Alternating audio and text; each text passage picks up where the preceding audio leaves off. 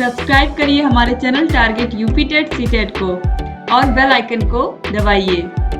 Hello friends, मैं रेनू स्वागत करती हूँ आप सभी भावी अध्यापक एवं अध्यापिकाओं का आपके अपने channel target UP TET CTET. दोस्तों, आज की वीडियो में हम आपके सीटेट एग्जाम 2018 के हिंदी के पेपर को सॉल्व करवाने वाले हैं और इस वीडियो में जितने भी हिंदी के क्वेश्चन है सारे क्वेश्चंस को हम हल करने वाले हैं। तो लैंग्वेज फर्स्ट आपकी हिंदी, चलिए स्टार्ट करते हैं। यहाँ पर देखिए क्वेश्चन नंबर 91 से लेकर के 96 तक यहाँ पर देखिए एक कविता दी हुई है और इसकी पंक्तियों को पढ़ करके हमें आंसर चुनने हैं। ठीक है, देखिए, पूर्व चलने के बटोही ब्रबाट की पहचान कर ले, है अनिश्चित किस जगह पर सरित गिर गहवर मिलेंगे, है अनिश्चित किस जगह पर बाग वन सुंदर मिलेंगे, किस जगह पर यात्रा खत्म हो जाएगी यह भी अनिश्चित, है अनिश्चित कब सुमन कब कंटकों के सर मिलेंगे, कौन सहसा छू जाएंगे मिलेंगे कौन सहसा, आ पड़े कुछ भी रुकेगा तू न ऐसी आन कर ले, पूर्व चलने के बटोही बाट की पहचान कर ले। पूर्व चलने के बटोही यानी कि यहाँ पर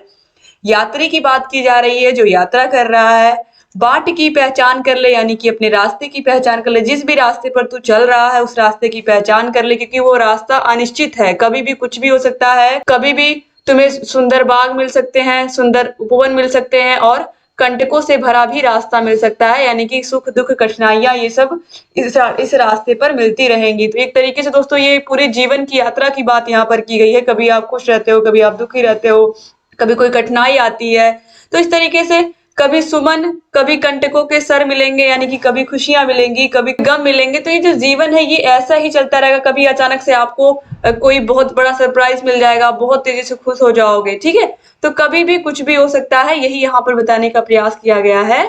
अब देखिए क्वेश्चन नंबर 91 है, कविता की पंक्तियों में यात्रा की किस विशेषता की ओर संकेत किया गया है। तो क्या कहा गया है, अनिश्चितता की ओर। जो यात्रा है वो अनिश्चित है, कभी भी कोई भी कठिनाई आ सकती है, कभी भी कोई भी सुख आ सकता है, कोई दुख आ सकता है। तो यहाँ पर देखिए, है अनिश्चित किस जगह पर सरित गिर गहवर मिलेंगे, है अनिश्चित किस जगह पर बाग वन सुंदर मिलेंगे। तो अनिश्चित है रास्ता जो है, ये जो रास्ता है ये क्या है, अनिश्चित है।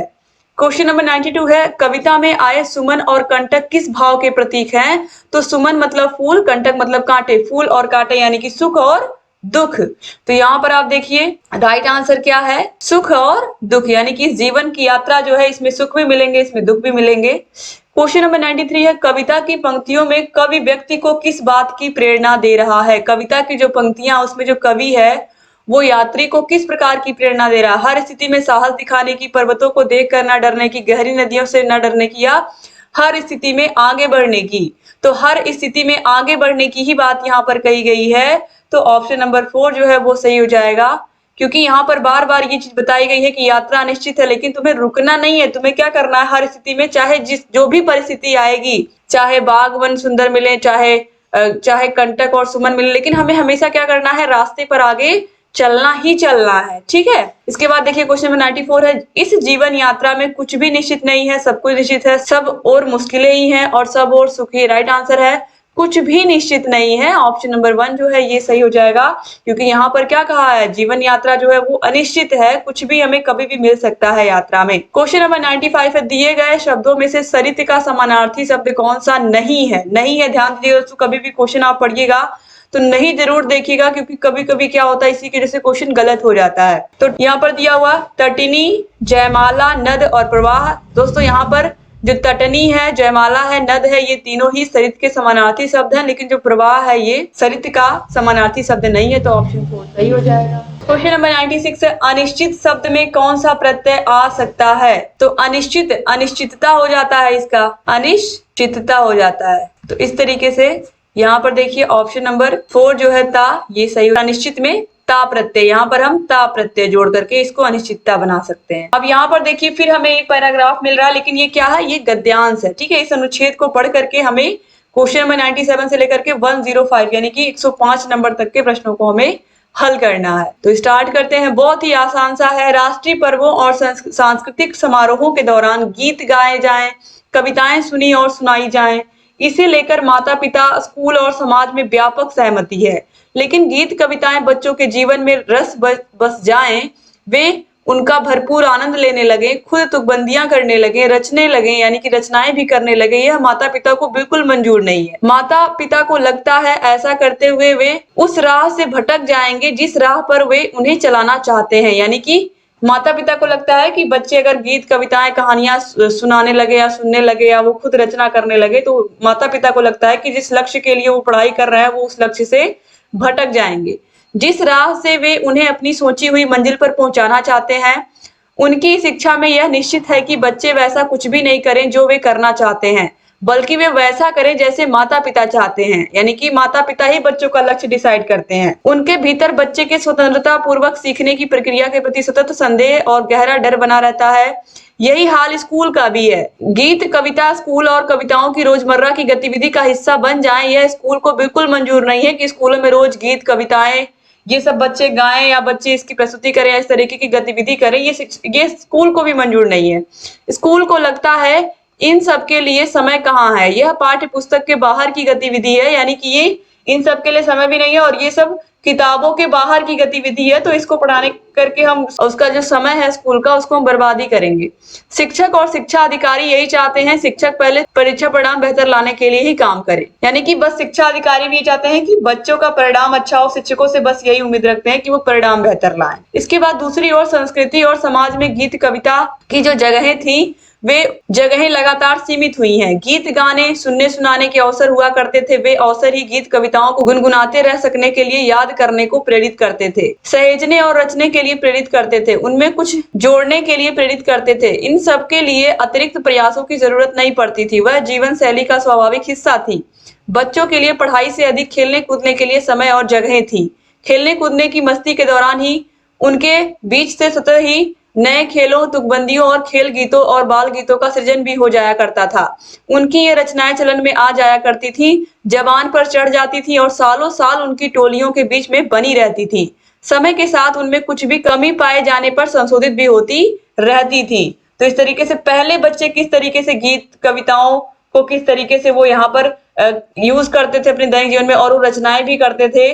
तो पहले के टाइम पे पढ़ाई से अधिक खेलने कूदने के लिए समय होता था और इसी वजह से बच्चे आपस में मिलते जुलते थे। खेलने कूदने के दौरान ही, मस्ती के दौरान ही वे अपने गीतों और खेल गीतों का, बाल गीतों का वो खुद ही सृजन कर लेते थे, खुद ही गाते थे।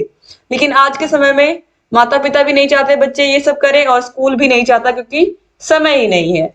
अब क्वेश्चन नंबर 97 देखते हैं। गीत कविता बच्चों के जीवन में रच बस जाए, यह माता पिता को पसंद नहीं है क्योंकि इससे बच्चे पढ़ाई लिखाई में बहुत पिछड़ सकते हैं, माता पिता द्वारा तय लक्ष्य को प्राप्त न कर सकेंगे, केवल आनंद में ही खोए रहेंगे, केवल कविता ही लिखते रहेंगे। तो राइट आंसर ये है ऑप्शन नंबर 2, माता पिता द्वारा तय लक्ष्य प्राप्त नहीं कर सकेंगे। यही तो यहाँ पर कहा है कि माता पिता को यह मंजूर नहीं है। माता पिता को लगता है कि ऐसा करते हुए वो उस राह से भटक जाएंगे, यानी कि उस लक्ष्य से भटक जाएंगे जो लक्ष्य उनके माता पिता ने उनके लिए देखा है। क्वेश्चन नंबर 98 है। गीत कविता स्कूलों को भी पसंद नहीं है क्योंकि उन्हें लगता है कि स्कूली पढ़ाई लिखाई से इसका कोई संबंध नहीं है, इससे बच्चों का बहुत समय नष्ट होता है, इससे परीक्षा परिणाम देर से आएंगे या यह सीखना बहुत ही कठिन होता है। दोस्तों, जो स्कूली पढ़ाई लिखाई है उससे इन गीत कविताओं का कोई संबंध नहीं है, ये मानना है किसका? ये मानना है स्कूलों का। क्योंकि यहाँ पर आप देखिए, यहाँ पर लिखा हुआ है कि यह पाठ्य पुस्तक से बाहर की गतिविधि है, यानी कि ये पढ़ाई लिखाई से इसका कोई भी संबंध नहीं है। किसका? गीत और कविताओं का। क्वेश्चन नंबर 99 है। गीत कविता के बारे में कौन सा कथन सही नहीं है? तो ये संस्कृति का अभिन्न हिस्सा है, ये जीवन शैली का स्वाभाविक हिस्सा है, ये भाषा सृजनात्मकता को पोषित करते हैं, समाज में इनकी व्यापक सहमति नहीं है। तो यहाँ पर ऑप्शन नंबर 4 जो है, समाज में इनकी व्यापक सहमति नहीं है, यह कथन सही नहीं है दोस्तों, बाकी और सब सही है। इसके बाद क्वेश्चन नंबर 100 पे आते हैं। शिक्षा व्यवस्था गीत कविता को किस दृष्टि से देखती है? बाधक के रूप में, साधक के रूप में, सहयोगी के रूप में या संपूरक के रूप में? आपको इसका आंसर साफ साफ दिख रहा होगा, बाधक के रूप में, क्योंकि स्कूलों को लगता है कि इससे बच्चों का समय नष्ट होता है। क्वेश्चन नंबर 101 है। अनुच्छेद के आधार पर गीत कविता के बारे में कौन सा कथन सही नहीं है? स्कूल और परिवार इसकी महत्ता को समझ नहीं रहे, इससे बच्चे अपनी राह से भटक जाएंगे, ये बच्चों को शब्दों से खेलने का अवसर देते हैं या बच्चे इनका भरपूर आनंद लेते हैं। तो इससे बच्चे भरपूर आनंद लेते हैं, बच्चों शब्दों से खेलने का भी उनको मौका मिलता है। और ये भी सही है कि स्कूल और परिवार इसका महत्व नहीं समझ रहे हैं, क्योंकि अनुच्छेद में यही लिखा है कि ना तो स्कूल गीत कविताओं का महत्व समझ रहे हैं, ना परिवार यानी कि ना बच्चों के माता पिता समझ रहे हैं।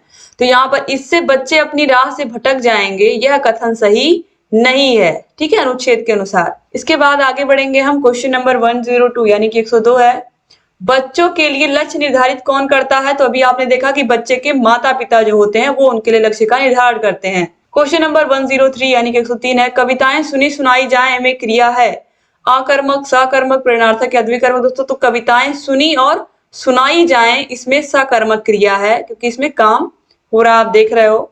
इसके बाद क्वेश्चन नंबर 104 है, 104 है, सांस्कृतिक में प्रत्यय है, संस्कृत से सांस्कृतिक हुआ है, तो संस्कृत में क्या लगा है? आप देखिए, संस्कृत में से सांस्कृतिक बना है। ठीक है, तो यहाँ पर देखिए, तो यहाँ पर ये इस तरीके से, यानी कि इसमें क्या है? इक प्रत्यय है। तो यहाँ पर ऑप्शन नंबर 3 जो है इक प्रत्यय सही हो जाएगा। क्वेश्चन नंबर 105 है, क्वेश्चन नंबर 105, मंजूर का समानार्थी शब्द है पसंद, प्रस्ताव, स्वीकार या अच्छा। तो मंजूर का मतलब ही होता है एक्सेप्ट करना, स्वीकार करना। ऑप्शन नंबर 3 जो है ये सही हो जाएगा। अब क्वेश्चन नंबर 106 से हम देखते हैं। क्वेश्चन नंबर 106 देखिए, यहाँ से 106 से लेकर के 120 तक के जितने भी प्रश्न है यहाँ पर आपके पेडागोजी के प्रश्न है। तो क्वेश्चन नंबर 106 देखते हैं, प्राथमिक स्तर पर हिंदी भाषा सिखाने के लिए सबसे अधिक जरूरी है भाषा शिक्षक का भाषा ज्ञान, कक्षा में रंगीन पाठ्य पुस्तकें, कक्षा में प्रिंट समृद्ध परिवेश या कक्षा में लिखित आकलन। तो अगर प्राथमिक स्तर क्लास 1 to 5 की बात हो रही है दोस्तों, तो कक्षा में प्रिंट समृद्ध परिवेश का होना बहुत जरूरी है। दीवारों पर ढेर सारे कार्टून बने हो, ढेर सारे बाला पेंटिंग हो। बाला पेंटिंग का मतलब है कि उसमें बच्चों के लिए अलग अलग प्रकार की पेंटिंग हो, अलग अलग प्रकार के चित्र बने हो, और अलग अलग प्रकार की किताबों में इस तरीके के चित्र बने हो कि बच्चे देख करके ही समझ जाएं। वर्णमाला लिखी हो, इसके अलावा चाहे हिंदी हो इंग्लिश सबकी वर्णमाला लिखी हो, राष्ट्रीय पुष्प, राष्ट्रीय पक्षी, आप देखते हो अभी स्कूलों में इस तरीके की चीजें आपको बनी हुई दिखती भी है। ठीक है, तो इस तरीके से स्कूल के ग्राउंड में जहां पर भी दीवारें हैं वहां पर हमें इस तरीके से उन दीवारों को प्रिंट रिच समृद्ध बना देना है, ताकि बच्चे आसानी से उनको देख करके स्कूल में सीखें। ठीक है, और इस तरीके से उन्हें भाषा सीखने की भी लालसा होगी कि आखिर में ये दीवार पर क्या बना है, क्या अक्षर लिखा है। तो बच्चों के अंदर एक अंदर से क्या आएगी, एक प्रेरणा आएगी कि हाँ अगर हम पढ़ लेंगे तो इन सबको हम पढ़ लेंगे। ठीक है, उसके बाद फिर आता है रंगीन पाठ्य पुस्तकें, और फिर आता है शिक्षक का भाषा ज्ञान। और शिक्षक है तो वो कई सारे एग्जाम देकर के आया, तो शिक्षक का भाषा ज्ञान तो अच्छा होगा ही होगा।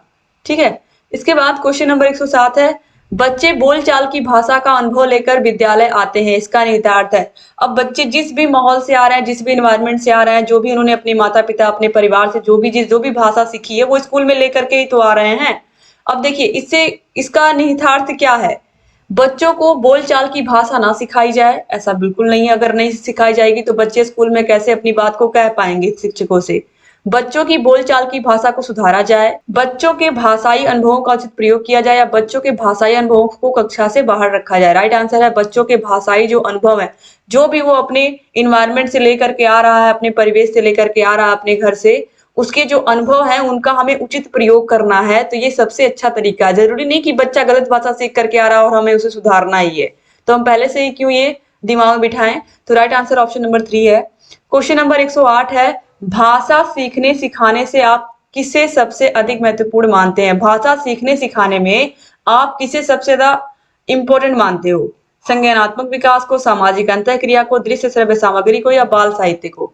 तो भाषा सीखने सिखाने में हम सबसे अधिक जो महत्वपूर्ण मानते हैं वो है सामाजिक अंतःक्रिया को। हम जितना ही बोलेंगे उस भाषा को, सामाजिक अंतःक्रिया का अपने दोस्तों से, अपने मित्रों से, अपने आसपास के लोगों से, अपने घर में, अपने माता पिता, अपने जो भी घर में बुजुर्ग है, सभी से क्या करता है बच्चा, जब इंटरेक्ट करता है तो सामाजिक अंतःक्रिया ही तो होती है। सामाजिक अंतःक्रिया अपने अपने जो उसके फ्रेंड सर्किल में जो जितने भी बच्चे हैं सबसे वो बोलता है। तो सामाजिक अंतःक्रिया से क्या होता है, भाषा आसानी से बच्चा सीख लेता है।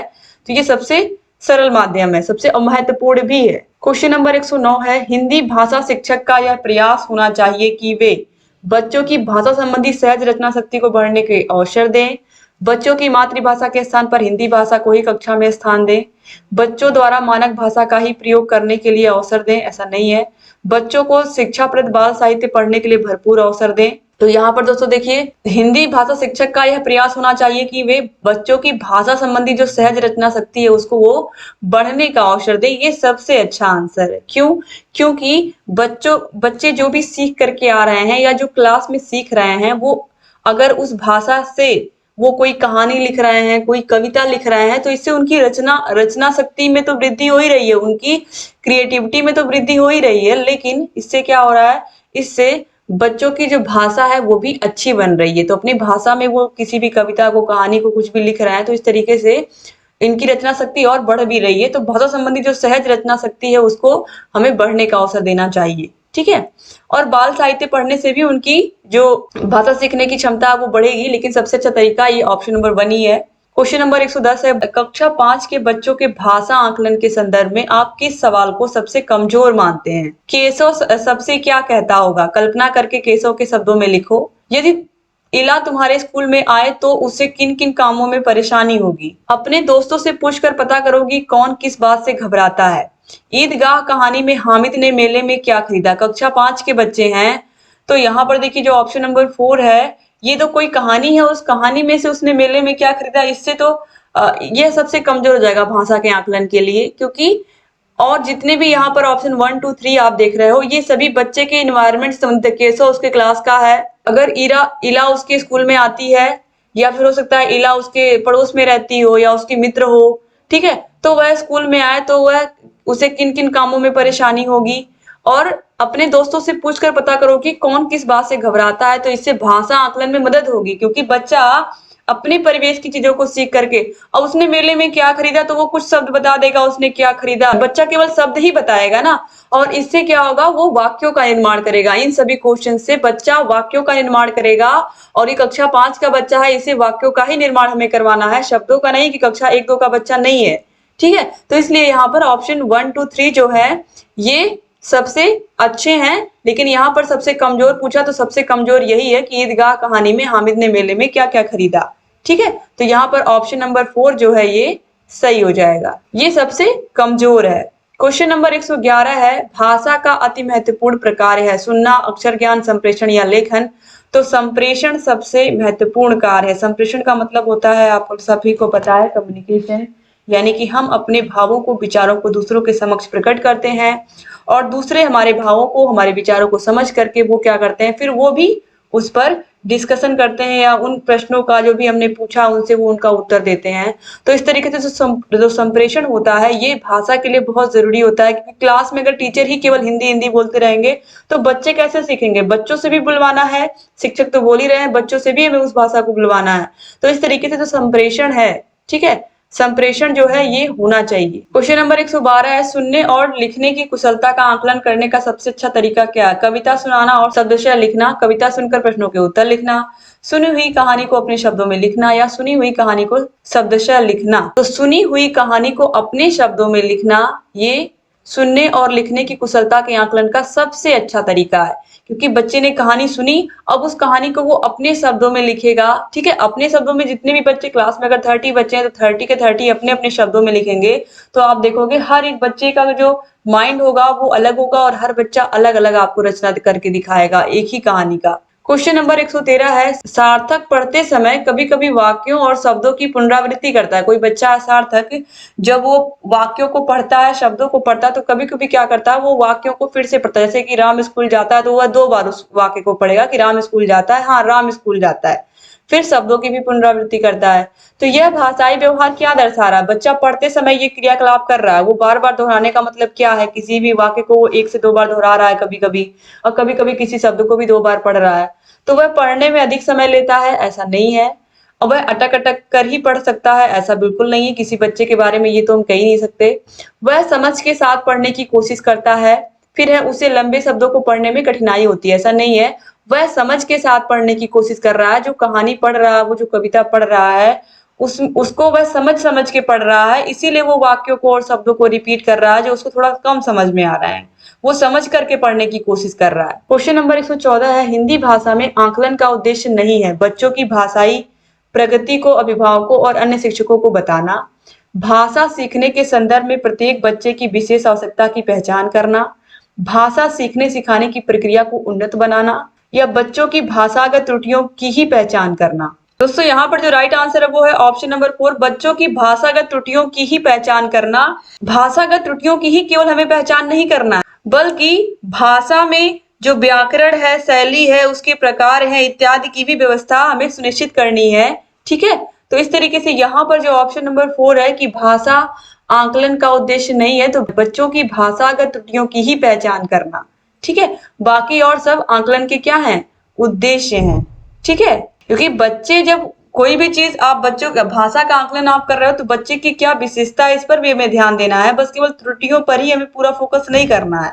ठीक है, बच्चे ने कहाँ पर व्याकरण में अच्छा किया है, कहाँ पर उसकी भाषा शैली कैसी है, तो ये सब बातें भी हमें ध्यान में रखनी होती है। क्वेश्चन नंबर 115 है, आपके विचार से प्राथमिक स्तर पर उत्कृष्ट लेखन कार्य का उदाहरण है। छुट्टियां कैसे मनाई, इस विषय पर आप अनुच्छेद लिखने बच्चों से कहें अनुच्छेद लिखने के लिए। मेरे सपनों का भारत विषय पर अनुच्छेद लिखना, पाठ्य पुस्तक से इतर कठिन शब्दों का श्रुत लेखन, या किसी आंखों देखी घटना का लिखित वर्णन करना। तो उत्कृष्ट लेखन बच्चा कैसे कर पाएगा यहाँ पर दोस्तों, तो देखिए सबसे अच्छा तरीका है कि दोस्तों यहाँ पर राइट आंसर होगा किसी आंखों देखी घटना का लिखित वर्णन करना। यह सबसे उत्कृष्ट लेखन में आएगा। बच्चों ने जो भी देखा है उस घटना के बारे में वो अपने स्व अनुभव यानी कि खुद के एक्सपीरियंस के बेस पर उसको लिखेंगे, तो वो इससे भाषा ज्ञान भी उनका पता चलेगा और ये सबसे उत्कृष्ट लेखन होगा। ठीक है, क्योंकि बच्चों ने उस घटना को अपनी आंख से देखा, उन्होंने उसको अनुभव किया है। क्वेश्चन नंबर 116 है, भाषा सीखने के संदर्भ में कौन सा कथन सही नहीं है। बच्चों में भाषा अर्जित करने की जन्मजात क्षमता होती है, बच्चों में भाषा अर्जित करने की जन्मजात क्षमता नहीं होती है, बच्चे विद्यालय आकर ही भाषा सीखते हैं, या बच्चे विभिन्न संचार माध्यमों से ही भाषा सीखते हैं। तो राइट आंसर दोस्तों यही है, बच्चों में भाषा सीखने या अर्जित करने की जो क्षमता होती है दोस्तों वो क्या होती है, वो जन्मजात होती है। ठीक है, उच्च श्रेणी के जो पशु भी होते हैं के पशु भी संकेत अक्षरों को ग्रहण करने में सक्षम होते हैं। अतः यह कथन भाषा सीखने के संदर्भ में सही है कि बच्चों में भाषा अर्जित करने की जो क्षमता होती है वो जन्मजात होती है, क्योंकि जो पशु पक्षी भी होते हैं वो भी संकेत वाली भाषा में बात कर लेते हैं जो उनके छोटे बच्चे होते हैं। तो इस तरीके से जो भाषा अर्जित करने की क्षमता होती है चाहे वो मनुष्य हो उसमें भी जन्मजात होती है। ठीक है, तो ये कथन सबसे ज्यादा सही है भाषा सीखने के अर्थ में। तो बच्चों में भाषा अर्जित करने की क्षमता जो होती है वो जन्मजात होती है। क्वेश्चन नंबर 117, डिस्ग्राफिया से संबंधित बच्चों में मुख्य रूप से डैश में कठिनाई होती है, सुनने, बोलने, पढ़ने या फिर लिखने। दोस्तों तो जो डिस्ग्राफिया वाले बच्चे होते हैं दोस्तों इनको लिखने में परेशानी होती है, तो यहाँ पर जो ऑप्शन नंबर 4 है ये सही हो जाएगा। दोस्तों इसके अंतर्गत जो बच्चे होते हैं वो वर्तनी में और हस्तलेखन और कॉम्प्रिहेंशन के जो वाक्य होते हैं उनमें क्या करते हैं, ये गलतियां करते हैं। ठीक है, इस तरीके से आगे बढ़ते हैं हम क्वेश्चन नंबर 118 पे, प्राथमिक स्तर की हिंदी भाषा की पाठ्य पुस्तक में आप किसे सर्वाधिक महत्वपूर्ण मानते हैं। बहुत प्रसिद्ध लेखकों की प्रसिद्ध रचनाएं, नैतिक मूल्य वाली कहानी कविताएं, बहुतायत में दिए गए अभ्यासकार, या हिंदी भाषा को विविध रूप देने वाली रचनाएं। दोस्तों यहाँ पर राइट आंसर आप सभी को दिख रहा होगा कि जो राइट आंसर है वो हिंदी भाषा को विविध रूप देने वाली रचनाएं, ये सबसे ज्यादा महत्वपूर्ण है हिंदी भाषा की पाठ्य पुस्तक में। यानी कि विभिन्न प्रकार की कविताएं भी हो, कहानियां भी हो, नाटक भी हो, जिससे जो भाषा की विभिन्न रंगतें हैं हिंदी भाषा की उससे बच्चे अवगत हो। ठीक है, तो विभिन्न प्रकार की रचनाएं होनी चाहिए, चाहे वो वीर रस की हो चाहे वो करुण रस की हो, सभी रचनाएं होनी चाहिए जिससे बच्चों के अंदर जो संवेग है वो भी अच्छे से वर्क करे। जब संवेग अच्छे से वर्क करेंगे तो बच्चे उस विषय में या उस चैप्टर में जरूर अच्छे से वो क्या करेंगे, पार्टिसिपेट करेंगे, पढ़ेंगे। बहुभाषिक कक्षा में बच्चों की भाषाएं, बहुभाषिक का मतलब एक ही कक्षा है उसमें बहुत विभिन्न प्रकार की बच्चे भाषाएं बोल रहे हैं, ये संसाधन के रूप में कार्य कर सकती हैं। शिक्षक के लिए बेहद जटिल चुनौती है, ऐसा नहीं है। आकलन की प्रक्रिया को बाधित करती हैं, ऐसा भी नहीं है। भाषा सीखने की प्रक्रिया को बाधित करती है, ये भी सही नहीं। राइट आंसर दोस्तों यही कि इसे हमें संसाधन के रूप में देखना चाहिए। जो बहुभाषिक कक्षा होती है इसे हमें कैसे देखना है, इसे हमें देखना है संसाधन के रूप में, क्योंकि विभिन्न भाषाओं के भाषिक आदान प्रदान के अवसर क्या होते हैं, बढ़ जाते हैं, जिससे वह अनेक भाषाओं का ज्ञान प्राप्त कर सकते हैं। जब एक ही कक्षा में विभिन्न भाषाओं को जानने वाले बच्चे होंगे तो इससे सभी बच्चे सभी प्रकार की भाषाएं जान जाएंगे आपस में बोलचाल के माध्यम से। ठीक है, क्वेश्चन नंबर 120 और ये लास्ट क्वेश्चन है, भाषा सीखने और भाषा अर्जित करने में अंतर का मुख्य आधार है। भाषा की पाठ्य पुस्तकें, भाषा का लिखित आकलन, भाषा का उपलब्ध परिवेश, या भाषा की जटिल संरचनाएं। तो दोस्तों राइट आंसर है यहाँ पर हो जाएगा भाषा का उपलब्ध परिवेश। ये भाषा सीखने और भाषा अर्जित करने में अंतर का मुख्य आधार होता है, क्योंकि बच्चे की जो बोलचाल की भाषा होती है वो सीखता नहीं है, उस भाषा को क्या करता है, वो अर्जित करता है। ठीक है, लेकिन जो वैज्ञानिक शब्दावली होती है तथा जो पारिभाषिक शब्द होते हैं वो स्कूल में आकर के सीखता है। ठीक है, तो इस तरीके से यहाँ पर दोस्तों राइट आंसर ऑप्शन 3 हो जाएगा, भाषा का उपलब्ध परिवेश। तो उम्मीद करती हूँ कि आपको वीडियो पसंद आई होगी दोस्तों। वीडियो अच्छी लगी तो प्लीज वीडियो को लाइक करके जाइएगा, और अगर चैनल को सब्सक्राइब नहीं किया तो प्लीज सब्सक्राइब भी कर दीजिए। बगल में बेल आइकन होगा, उसको भी प्रेस कर दीजिएगा, ताकि जो भी नई वीडियोस हम बनाते हैं उसका नोटिफिकेशन आपके पास समय से जाए और आप सारी वीडियोस को ऐसे देखते रहें। अगर वीडियो को शेयर नहीं किया अभी तक तो वीडियो को शेयर भी कर दीजिए, और आप हमारे टेलीग्राम से भी जुड़ जाइए। टेलीग्राम पर आपको सारे के सारे विषयों की पीडीएफ वहां पर हम देते हैं, सारे विषयों की वीडियोस भी वहां पे मिलती रहती हैं आपको। और इस वीडियो के नीचे कमेंट बॉक्स और डिस्क्रिप्शन बॉक्स में आपको सारे विषयों के सोल्यूशन की लिंक मिल जाएगी, हर एक ईयर के, तो आप जाकर के देख सकते हैं और अपनी तैयारी को बेहतर बना सकते हैं। Thank you so much video को पूरा देखने के लिए दोस्तों। जय हिंद।